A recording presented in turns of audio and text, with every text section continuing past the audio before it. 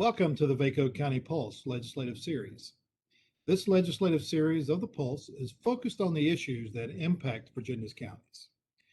This series is developed by the Virginia Association of Counties and shares with our viewers the pulse of Virginia county governments. I'm Dean Lynch, VACo Executive Director, and today I'm excited to welcome back Katie Boyle, VACo's Director of Government Affairs, for our 5th episode in this series. Katie is going to be providing an update on the development of the Marcus Alert System. As VACo members will remember, this new system of responding to behavioral health crises was first required by legislation from the 2020 special session last summer and fall. It's a complex bill with an ambitious timeline for implementation. Katie, welcome to the County Pulse. Well, thanks so much, Dean. I'm excited to be here. Katie, can you give us some background as to how this legislation came about and what are its overall goals? Well, sure. Thank you so much. So as you mentioned, this legislation was passed in the 2020 special session last summer, and it was introduced by Delegate Bourne and Senators McClellan and McPike as a direct response to a very tragic situation in the city of Richmond several years ago, which was the death of Marcus David Peters, who was a biology teacher who was shot by police while experiencing a behavioral health crisis. But I think it also reflected an outgrowth of concern that built over time that law enforcement has become the default responders to behavioral health crises, and that's just not an ideal situation. Law enforcement often have some training in working with these situations, but they're not the specialists in this field, and we've had some very unfortunate outcomes for some of these encounters. So many localities have recognized this issue, and they've already been investing in initiatives like mobile crisis teams or greater crisis intervention team training for their law enforcement to improve how law enforcement responds to these calls. Some localities have developed teams that go out proactively into the community and visit with people who call 911 frequently and see if they can connect those people with resources and support them. Some localities have been experimenting with co-response teams where law enforcement and behavioral health staff jointly respond to calls. But of course, at this point, 911 tends to still be the default when someone's experiencing a crisis, and law enforcement are still the primary responders to those calls. So the overall goal of the legislation was to ensure that when someone is experiencing a behavioral health crisis, the behavioral health system is the first responder to the extent that that's possible. And that when law enforcement has to be the first responders, their response is specialized and informed by additional training on how to handle these situations safely. Katie, can you give us an overview of the provisions of the Marcus David Peters Act? Certainly. So as you mentioned, this is a complex bill and there's a lot of moving parts. So I'll try to kind of break it down into the pieces. One of the overarching elements of the bill is the requirement for DBHDS to develop a comprehensive crisis system with such funds as may be appropriated that is based on national best practice models. And that's interwoven with some things that the behavioral health system is already moving towards, as perhaps we can talk about a bit later on.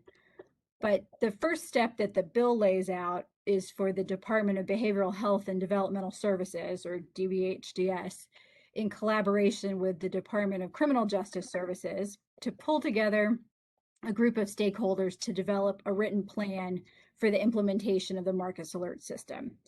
So that plan is due July 1st of this year, so it's pretty tight turnaround.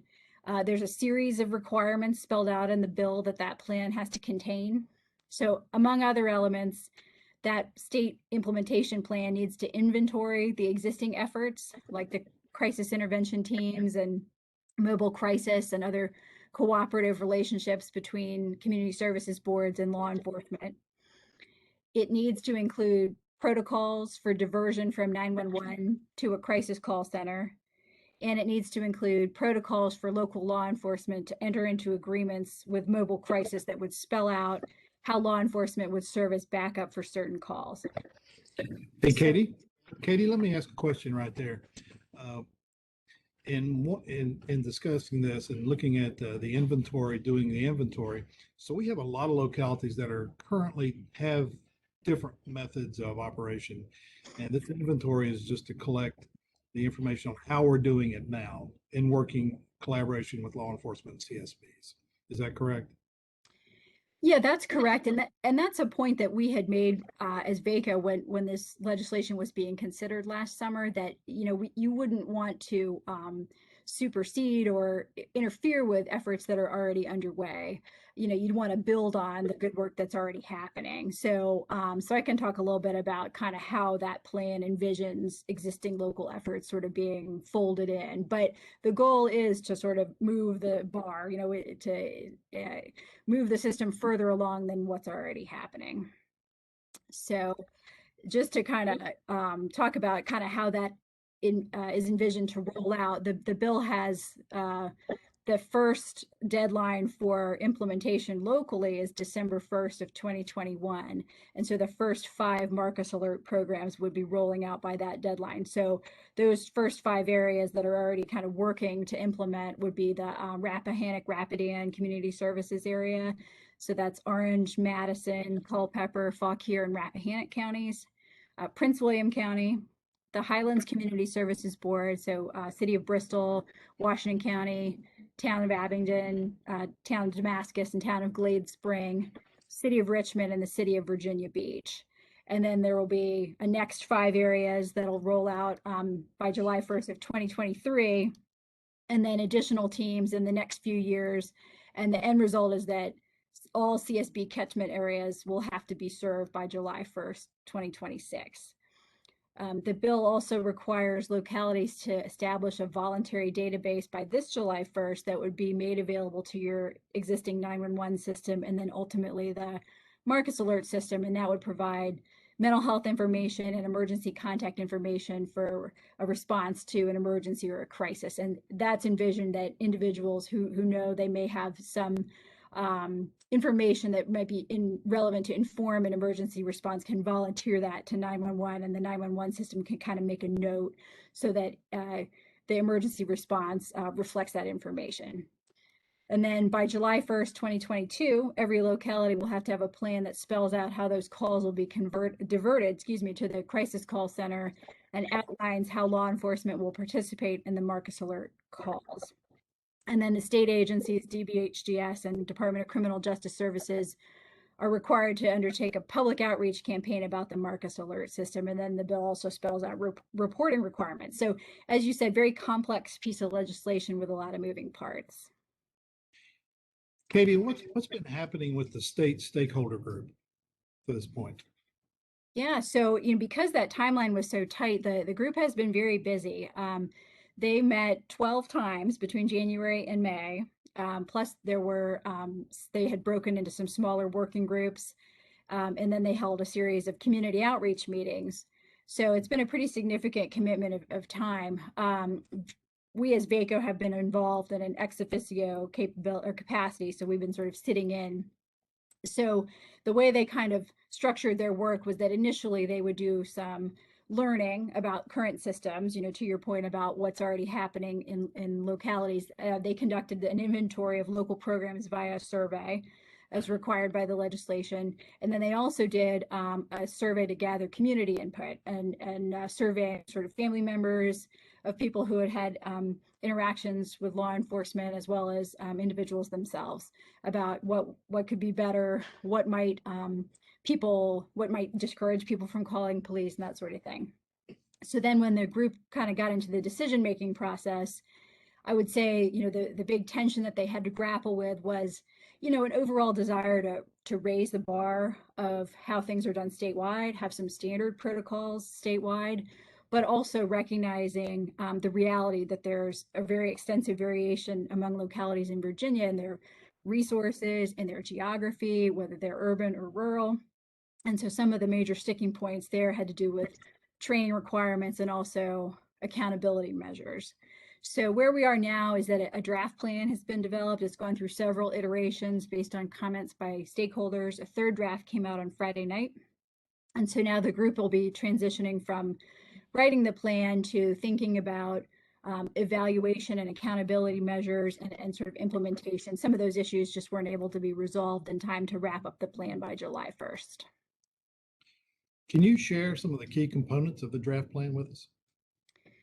Yeah, absolutely. And again, it's complex, and there's a lot of elements to it. So I'll try to kind of break it down into two buckets here. So, I mean, the overall vision of the plan is that the state will have a community-based crisis support system that gets away from relying on law enforcement to handle these situations. And one part of the plan that I found helpful in thinking through this is that this system has to have someone to call, someone to respond, and somewhere to go. And those are kind of the overarching elements. And then there would be a continual focus on ongoing improvement of the system to address racial disparities. So what the state will be responsible for building that system is operating the crisis call center. So under the STEP Virginia requirements, which is the standard array of services that all community services boards will have to offer once they're fully phased in. The state had started to fund this already. They provided $5 million in the 2020 General Assembly to fund a crisis call center. And then last fall, a new number was designated as the national number to call to be connected to the National Suicide Prevention Lifeline. So that number is 988, and that takes effect in July of 2022. So in Virginia, that number is also going to serve to handle the behavioral health crisis calls within the Marcus Alert framework. So Senator McPike had a bill in the 2021 session to create a funding stream to support the ongoing operating costs of the system. So that bill increased some taxes on cell phone service and dedicates part of the revenue to support 988 and part to assist just regular costs of the public safety answering points, or the PSAPs. So the public outreach campaign that the Marcus Alert legislation requires is going to focus on raising awareness of this number to call for behavioral health emergencies. So just like you would call 911 for a fire, you'd be calling 988 for behavioral health. But because people will probably still be calling 911 and 911 will remain involved in crisis response, the Marcus Alert plan sets out a framework to triage calls and calibrate responses based on urgency levels. So for routine calls, the expectation is that they'll either be handled by 988 to start if people call 988, or they'll be transferred to 988 from 911. For calls that are moderately urgent, where the person needs some more urgent behavioral health support, there'd be some kind of behavioral health response that might involve mobile crisis teams of behavioral health professionals, or perhaps a response where 911 transfers the call to 988 and then stays on the phone until it's resolved.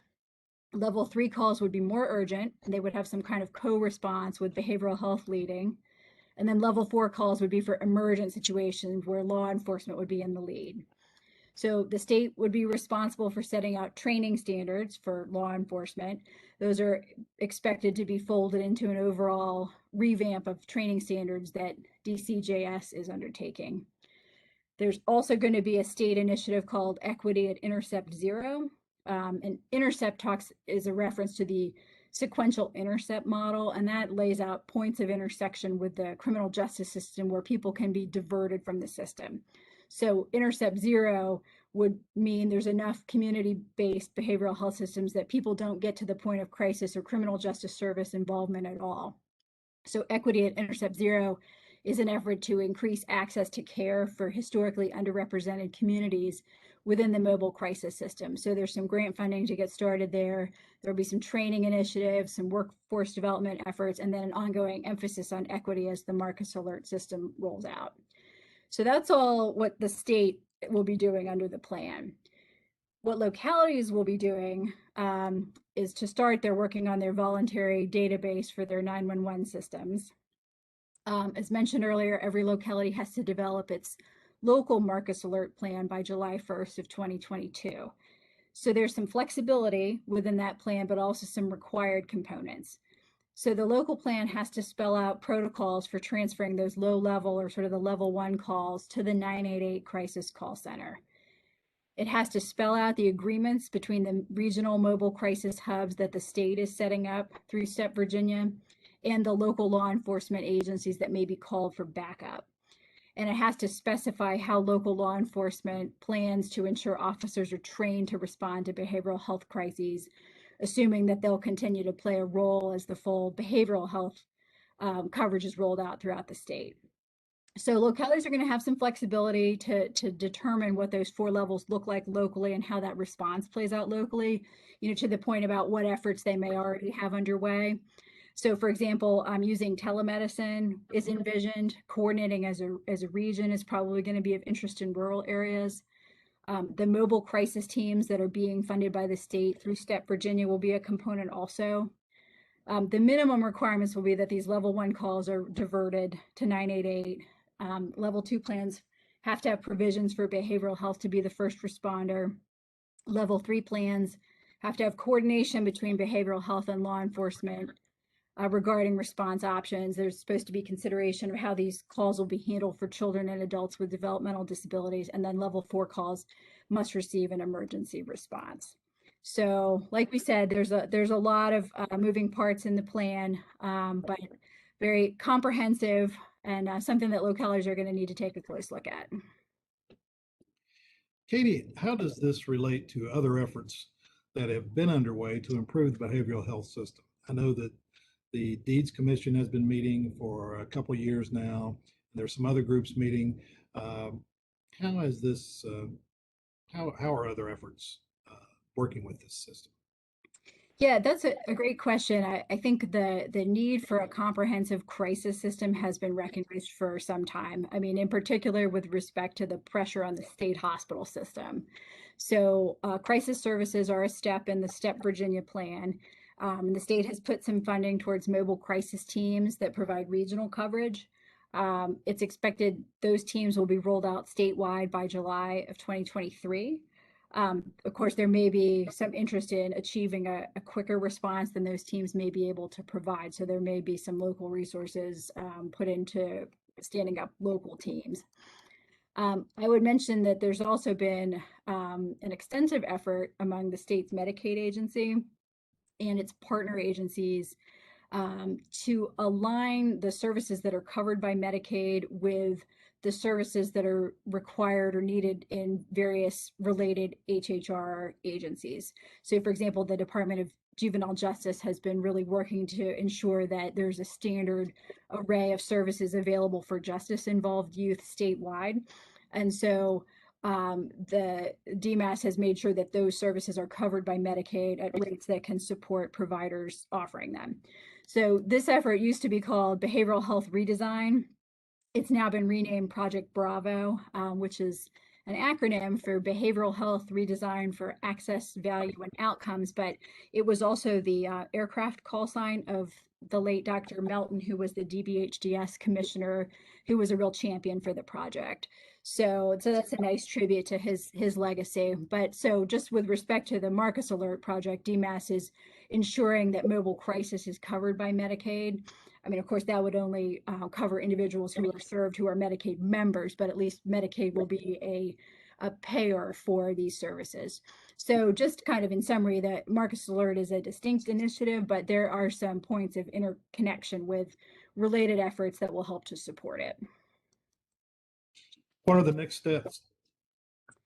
So as I mentioned, evaluation and data collection was a big topic that the work group was wrestling with and not something that could be wrapped up by the July 1st deadline. So that's going to be worked on throughout the rest of the year. I think a lot depends on the state crisis call center and what data it's able to capture. I think they were sensitive to not requiring a lot of data capture for localities on top of what they're already capturing in their 911 systems. So that's sort of continuing to be worked on. The draft report is going to be posted on DBHDS's website, and they're soliciting comments. So we'll share that with our members once it's posted. I didn't see it earlier, but it will be on soon. So comments can be provided via email, and the address is marcusalert@dbhds.virginia.gov.